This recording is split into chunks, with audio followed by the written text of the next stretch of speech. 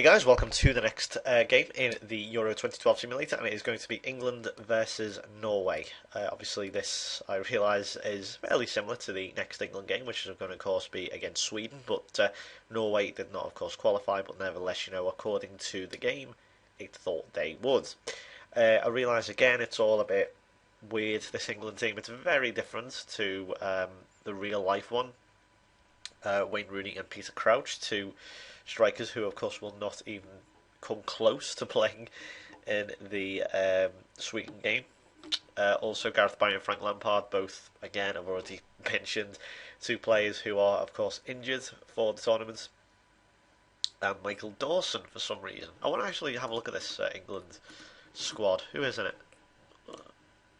Let's see. Well, Kyle Walker's injured. Rio Ferdinand's in it. Well, he's injured. Funny. That's quite funny, actually. Storage. Okay. I realised that this is an out-of-date database. I started this, of course, before SI released a brand, or at least there was a database issued that was completely up to date. So yeah, that's a bit annoying. Aaron Lennon also, I just noticed. Anyway, yeah, let's get on with it. Glenn Johnson is set to win his 40th cap. Really? He's only had that many? That's a bit annoying. There's Michael Dawson straight away. Well, yeah, again, a lot of people have been asking, make sure you keep your predictions and stuff. So, yeah, I will keep doing that. Because they like that for some reason. People like it for some reason because it does make the game interesting. Obviously, the game, tonight's game, the second game, is going to be Poland versus the Russia, sorry. I'm going to say Czech Republic. Poland versus Russia.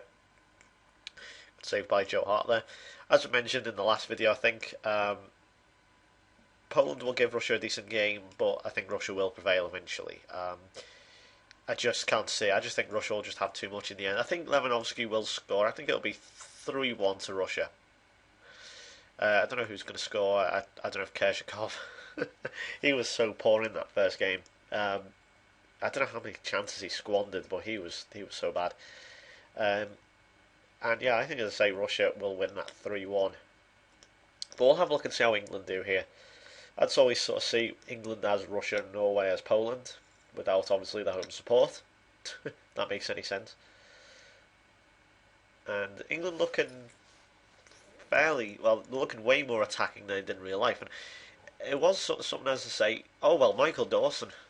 It would too. I knew it would be a player who wouldn't be actually in the squad. That's annoying.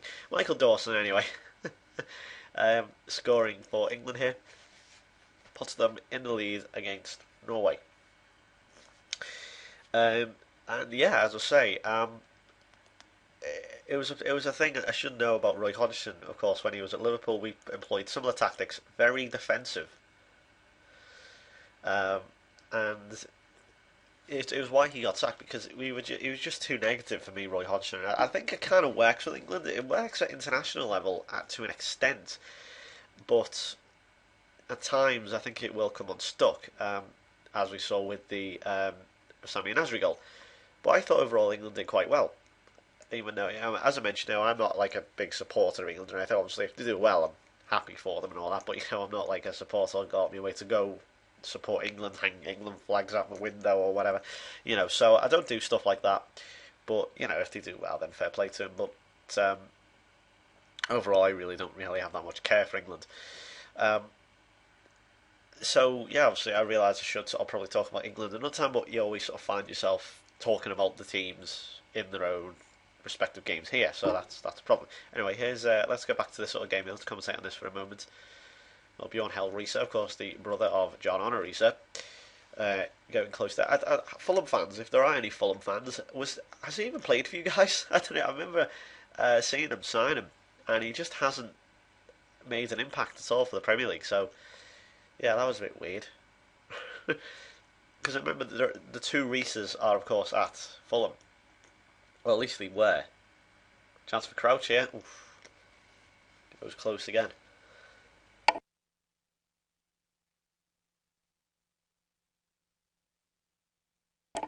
Again, straight away here, you look at Rooney. I think, obviously, oh well, Peter Crouch with the score there. you look at Rooney, I think once Rooney does come back, England will become more attacking. But at the moment, to say they are very defensive, but at the same time, that seems to work. I don't know how long it'll work for, but as I say, it seems to work. So I can't argue at the moment. Um, and yeah, anyway, as I say, let's go back to this game here. And Joe Hart again, he's been really, really good here, just as he was against France. He made some really good saves. He wasn't needed a whole lot, but actually no, he was, wasn't he? He was. That was a great save. That big save he made from that free kick. I forget who it was from, but it was a really good save. I think it was Debuchy, who I'd actually never even heard of him, or whatever he's called, Debuchy.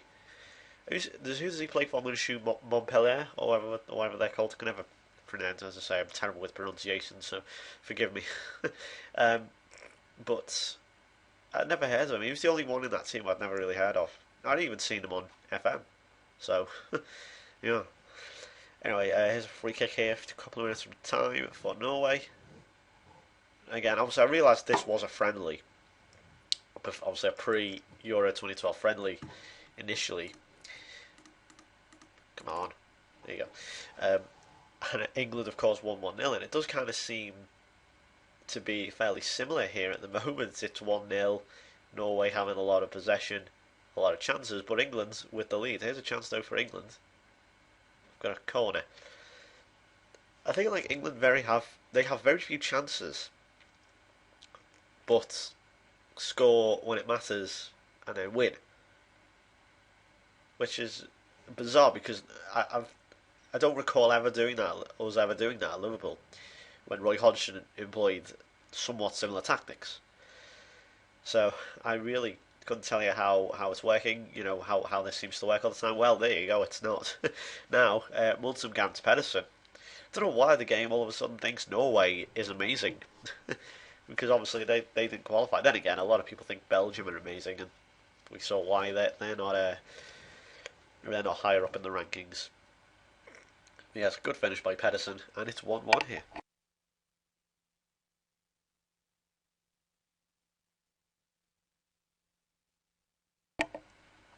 So here come England again now. I obviously think they will go more attacking here, not just sit back. So the game didn't get the the pre-tournament friendly result right, mainly because Wayne Rooney is playing. I don't know. I don't know if he's having an impact or what, but he doesn't seem to be doing a lot. I love how Gerrard's wearing number 8 as well, not number 4. Peter Crouch, why is he playing? He's not even in the team. Oh, that annoys me. Why is it not Andy Carroll? He's better than Crouch on this, weirdly. Not saying he is in real life, I mean just on the game. He had a better end to the season, I'm sure you will agree. Oh, when Wayne Rooney hits the bar. Very close indeed, and that's a deflected shot from Lampard straight to the goalkeeper. England are getting closer now. Oh well, no they're not, because Morten Gans Pedersen has just put them in the lead for the first time for Norway. I don't believe this. It's a great finish. Well, could this possibly be what happens in Sweden on Friday night? Against Sweden on Friday night. Ashley Cole with a tackle. Pedersen runs onto it and smashes it. I can honestly think that Joe Hart would save that, not have this absolutely ridiculous goalkeeper AI. I'm going to talk about it in the future during my Liverpool saves, I think. Well, there you go. Rooney straight away equaliser immediately. Yeah, but as I said, I've talked about how crap the goalkeeper AI is on this, and I think a lot of people probably will agree with me and say the goalkeepers in this are, well, the crap. In terms of a split, sort of, there are some shots they save, some shots I don't know. Well, I don't know how to explain it, but yeah, you know what I mean when I say the goalkeeper AI is crap. I'm sure you know what. I'm sure you know what I mean. And if this is now on the knife edge for the next half hour, it is actually Young. He's going through. He's got Wayne Rooney. He could tramp it maybe. No, he just runs it out. That was a bit weird. And now Tom Huddleston is playing. What? What is this England team? I'm sorry, or squad. This is a very strange squad.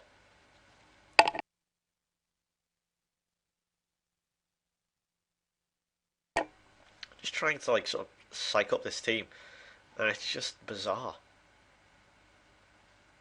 It's just like Tom Huddleston, he didn't even get a look in this year. Don't get me wrong, he's a decent player, but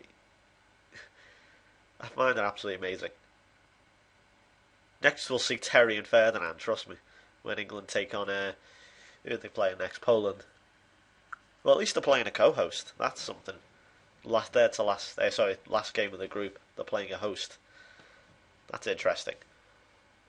But there's 15 minutes to go here, and this could very well end in a draw. Unless. So we'll have two draws there, and then Group A will be on an absolute knife edge. Unless Frank Lampard has something to say about it. Well, he's won a corner, 5 minutes to go. Plus added time. And Steven Gerrard gives away a free kick. Dan Mullingan's Pedersen has been absolutely everywhere today. Didn't even know he was that good in this game. Don't get me wrong, the guy's a decent player, as I say, but didn't realise he was absolutely world class. That was not world class from Huddleston, that was absolutely average. In fact, worse than average, terrible. I think Norway possibly have one last chance here. There's 2 minutes to go in added time now. Or England possibly have a go.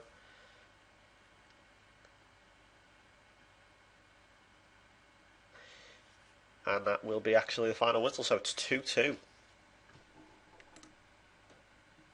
So Norway and England both level. And that means then I think Portugal are out. Yes, Portugal are out. They have yet to get any points, and obviously cannot get 4 points. So Portugal are absolutely dead and out. Well, well, well. It's a bit of a shock there, really. Let's get on that. Okay, so there we go then. So let's have a look at Group A, as I say. Oh, sorry, Group B. Sorry, I don't know why Group B is suddenly the start, but there you go. Yeah, then we moved to Group D for some reason. I don't know. Yeah, so we have here Norway and England on 4 points, Poland on 3. I think it could very well come down to whoever wins that England-Poland game could go through. Very, very interesting. So, thanks for watching, lads. I'll be back with the next game tomorrow. Enjoy the games. I'll see you later.